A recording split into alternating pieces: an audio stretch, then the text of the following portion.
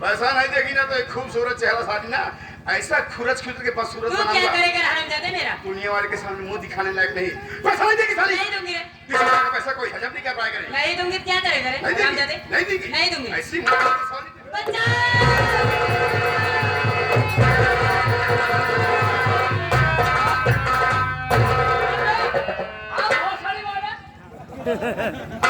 छोटुआ में रहते हुए ग्राम सभा का मिलाटा में गुंडे चले चले गुंडा हमसे बड़ा गुंडे क्या है? ए आपका एहसान कभी नहीं भूलूंगी छोटू। इसमें एहसान किया बात है एक दूसरे ग्राम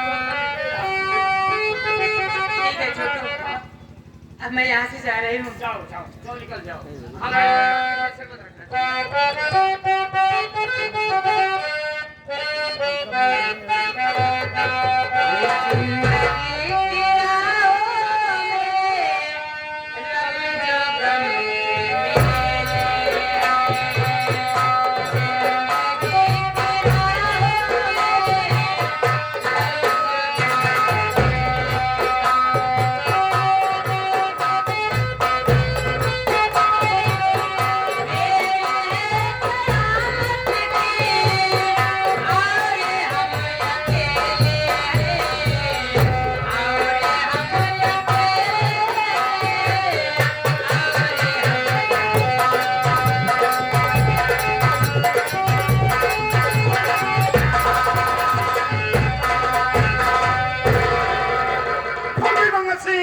अभी भी टाइम है। खुफिया खजाने के नक्शा दे दे, हम तुमको आजाद कर देगा। खुफिया खजाने के नक्शा मुझसे मांगते मांगते तुम मर जाएगा, लेकिन मुझसे नहीं पाएगा। फौजी मंगल सिंह, एक बात तुझे बताऊं, अगर जिंदगी में कुछ तरक्की करना है ना तो मेरी बात को सुन। नींद और नशा और पराई नार को त्याग करेगा ना, जिंदगी में कामयाबी की बुलंदी वो तुझमें है वे मुझमें नहीं। बस खाना ढोया कर बस। और एक बात बताऊं, इंसान की जिंदगी में दो चीजें अचानक आ जाती फौजी मंगल सिंह, एक मौत और एक नसीबी। ये वक्त का इंतजार कर, इसकी कौन क्या कब आएगी। वक्त हमारा है। खुफिया खजाने का नक्शा देगा कि नहीं देगा? नहीं दूंगा। ये क्या हो गया? साले खाना ताले पानी दिए 2 दिन और नहीं दूंगा। साले भूख पैसे तड़पेगा तो खुफिया अगर तेरी माँ ने दूध दिया, मेरे बाजुओं को खोल कर देख। अबे ऐसा ले, ये क्या हो गया? इसे खाना ताना पानी दिए 2 दिन और साले को मत देना। जब साला भूख पैसे तड़पेगा तो खुद खुफिया खजाने के नक्शा दे देगा। अभी मैं जाता हूँ, चाय पी के आता।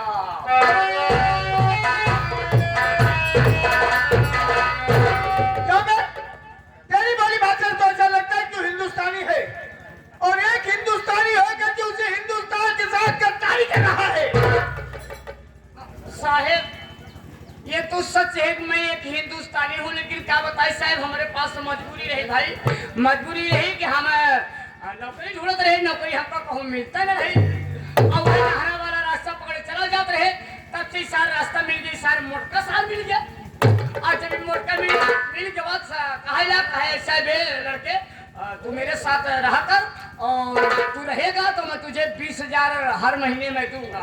ये साहेब 1 साल हो गए, 1 महीने के तनख्वाह कागज के चंद टुकड़ों के खातिर अपनी भारत माता के साथ गद्दारी कर रहा है। साहब, मुझसे बहुत बड़ी गलती हो गई, भूल हो गई साहब। आज के बाद ऐसी गलती मैं दोबारा नहीं करूंगा साहब। लेकिन हाँ, ये जो बंधन बंधा हुआ है मैं इसी वक्त तत्काल खोल दे रहा हूँ और इसी वक्त आप अपने वतन को जाइए साहब। आखिर एक हिंदुस्तानी को देख करके एक हिंदुस्तानी का खून बाल बाल ही दिया। अगर तुमने अपने आप को बदल लिया है तो चलता हूँ, बहुत जिंदगी रही तो फिर मुलाकात होगी।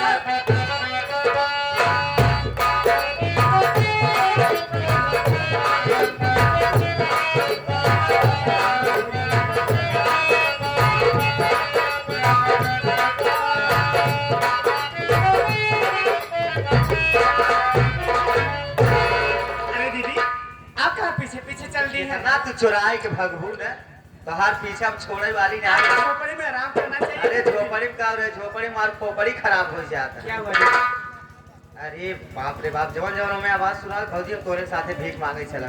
यानी अभी चलेंगे? हाँ चल, काम जी चला, चला स्टेशन पर बसा जाए। ठीक है चलिए चलिए।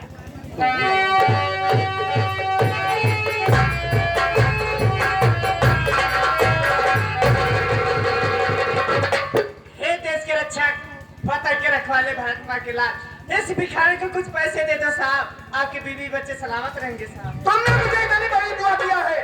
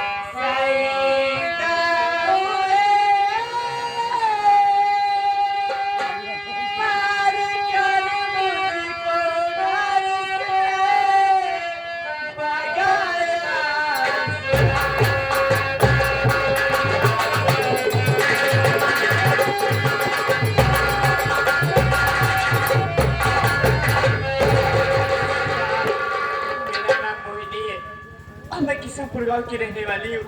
मेरे पति फौज में थे जिनका नाम मंगल सिंह था। हम मेरे पति फौज में ही शहीद हो गए साहब। मैं इतनी अभागे निकली कि उनकी सूरत तक नहीं देख पाई। और मेरे पति मुझे बचना साबित करके मुझे मार के घर से भगा दिए साहब। अरे आप भी सोचिए साहब कि अगर मैं बच्चे में होती तो इस तरह दर की ठोकरें नहीं खाती रहती। पर साहब मैं क्या देख रही हूँ कि मेरी कहानी सुन के आपकी आंखों में आंसू। आखिर बात क्या है साहब? तुम्हारी कहानी सुनने के बाद मेरी आंखों में आंसू क्यों आ गए? अगर इन आंसुओं का कारण जानना चाहती हो तो मेरी बात सुनो।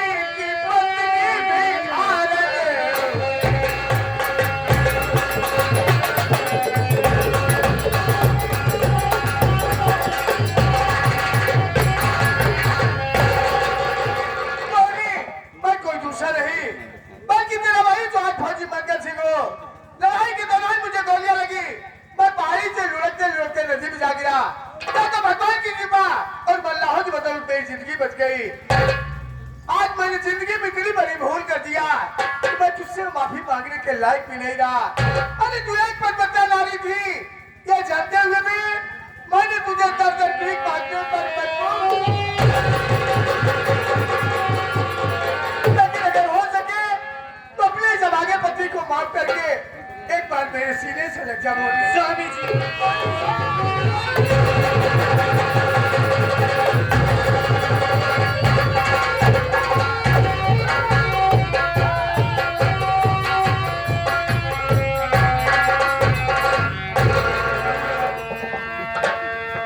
आप आ गए? हाँ। अरे भाभी किससे बात कर रही हो? दीदी आप इन्हें नहीं पहचान रही? मैं तो नहीं पहचान रही। अरे ये कोई और नहीं, ये हमारे पति हर आपके भैया।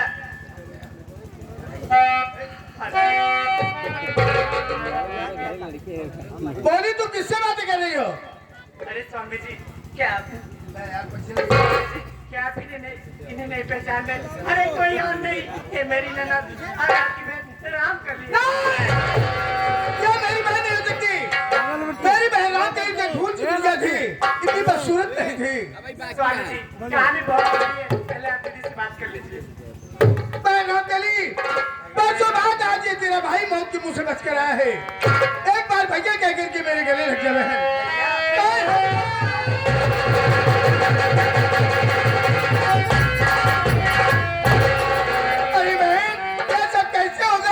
क्या हो गया बहन?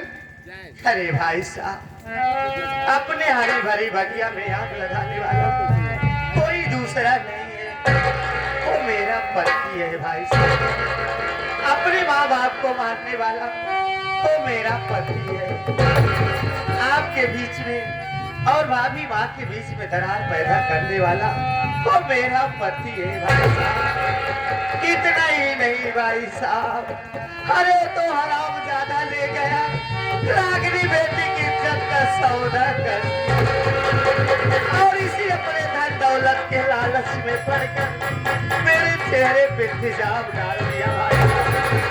अब मेरा पति नहीं प्रेम द्रोही बन चुका है।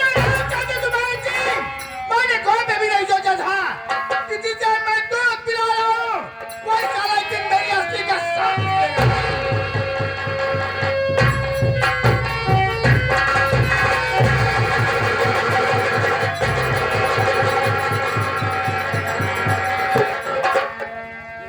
साहब मेरी बात सुनिए ना।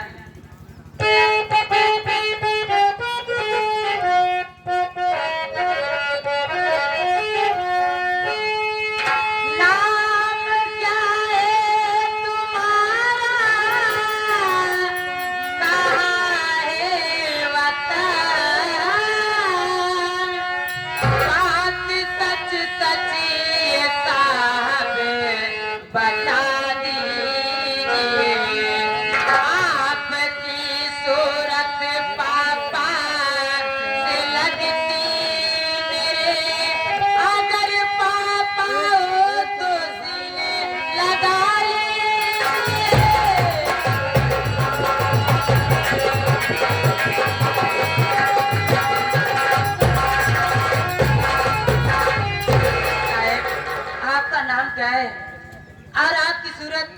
हमारे पापा से लगती है। लेकिन मैं जानना चाहता हूँ कि तुम्हारा नाम क्या है? हमारा नाम रागनी है। रागिनी, मेरी बात सुनो।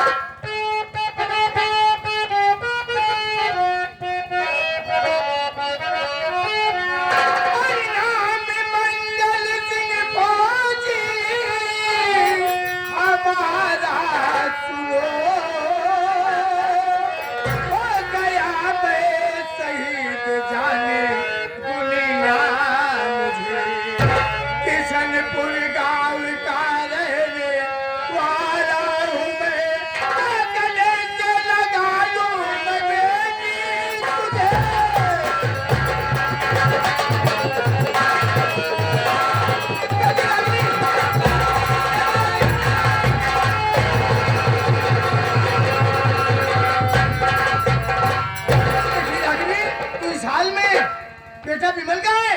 पापा तूफान सिंह और डिसूजा पाताए मारकर मुझे घर से मार कर भगा दिए पापा। आज उनकी जान खतरे में, चलकर उनको बचा लीजिए ना पापा। बेटी रागिनी, इसमें बेटा विमल की कोई गलती नहीं।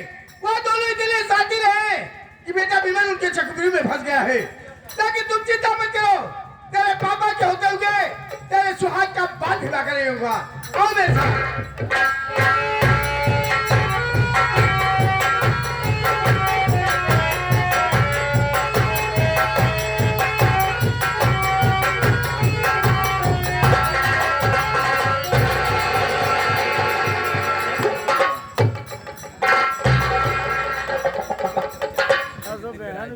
अरे फूफा जी, गुफा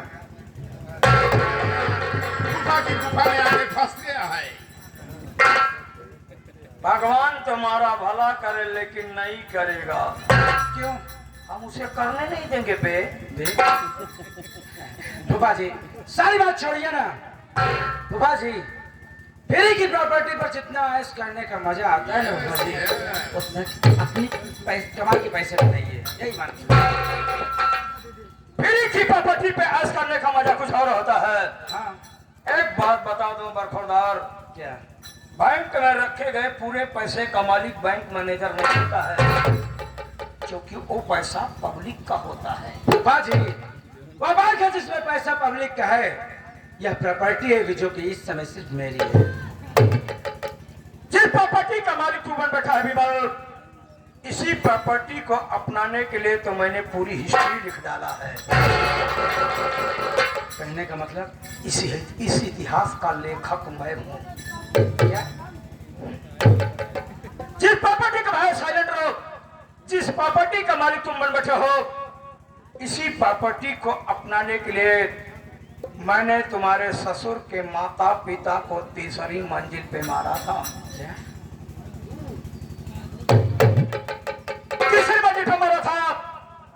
तुम्हारे ससुर की माता जी बहुत टें कर रही थे, उसके मुंह पे टेप मारा, बोलेरो की गाड़ी के डिग्गी में लॉक किया, ले गया रेलवे लाइन की पटरी पे डाल दिया, बुढ़िया साली कट गए। इसी प्रॉपर्टी को अपनाने के लिए मैंने तेरी सासू जो साली बहुत थी सासू, तेरी सासू की इज्जत लूटना चाहता था, लेकिन साली बात नहीं मानी। तेरे ससुर से झूठा इल्जाम लगवा करके उसको घर से निकलवा दिया।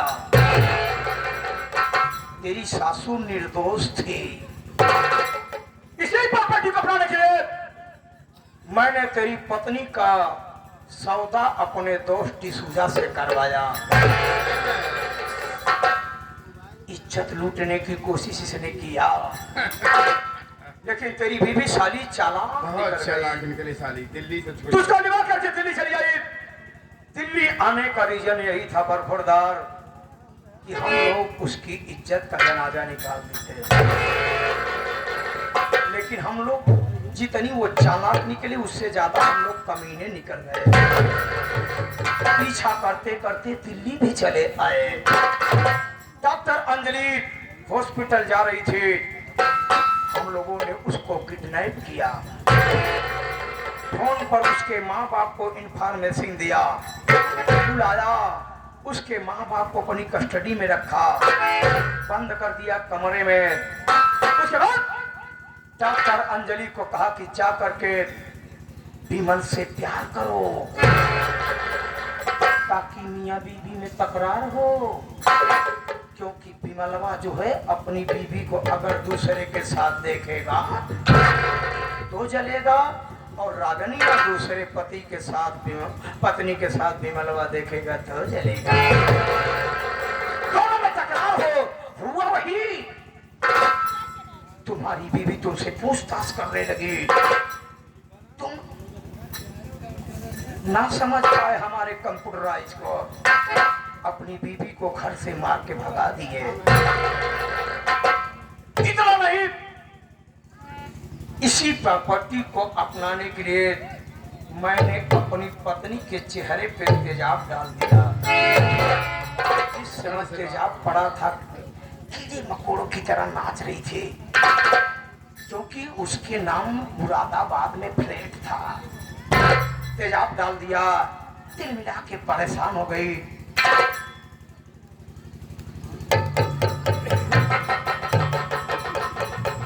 अब तू समझ गया होगा कि मैं कितना बड़ा कमीना आदमी हूँ। अच्छी तरह यही तुम्हारी नजर में रिश्तों की कोई अहमियत नहीं रही। पर खुदा कसाई गला काटता है, ये नहीं देखता कौन बेटे का बाप है, कौन बेटा है। दावत है, हाँ, कसाई के दुकान पे बाल नहीं करते, गर्दन।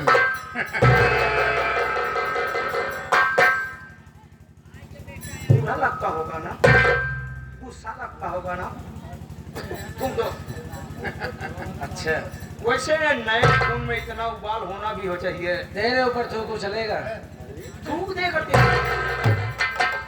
लेकिन नहीं थूकेगा। क्यों थूकेगा? तुम तो थूक देंगे। हाँ, मार दूंगा साले तो आगे का पीछे जाता हो लोग। अरे वैसे नए खून में इतना उबाल होना जरूरी है, लेकिन एक बात बता दूं बेटा, जब तलक बैल के नाक में नकेल नहीं पड़ती ना, साला चौकीदार नहीं पहचानता।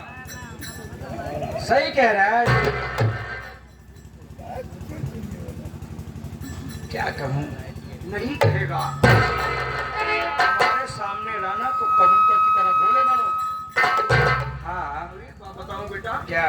जब दूध के दांत ताजे ताजे निकले थोड़ा नरम चीज खाया करो। अच्छा। नरम ही चीज खा रहा हूँ। अब तुम मौत के कगार पर आ गए हो। क्या? हम तुमको मार डालेंगे, क्योंकि इसी प्रॉपर्टी के लिए तो हमने पूरा गेम्स खेला है। मरने से पहले जरा बता दे, इतना बोल, हिंदुस्तान जिंदाबाद। बोल रहे। कभी नहीं बोलूंगा बे। एक फौजी का बेटा हूँ, समझाना। शर्म नहीं लगती है तुझको? कुत्ता साला। अपने माँ को कितना गाली देगा तू? क्या? ये बाप बनाने वाला बिजनेस कब से खाना? कभी मेरे दोस्त को बाप बनाता है, कभी किसी को बाप बनाता है। एक माँ के लिए कितने बाप होते हैं? क्या कह रहा है तू? हिंदुस्तान मुर्दाबाद। कह रहा हूँ ना बे, कभी नहीं बोलूंगा। एक फौजी का बेटा हूँ बे। फौजी का बेटा है, नहीं बनेगा तो आप अपने ओरिजिनल बाप का नाम बता। सुन सकता है? अरे बाबू, तो बाप कौन मिसाइल होता है? मिसाइल से बढ़कर बे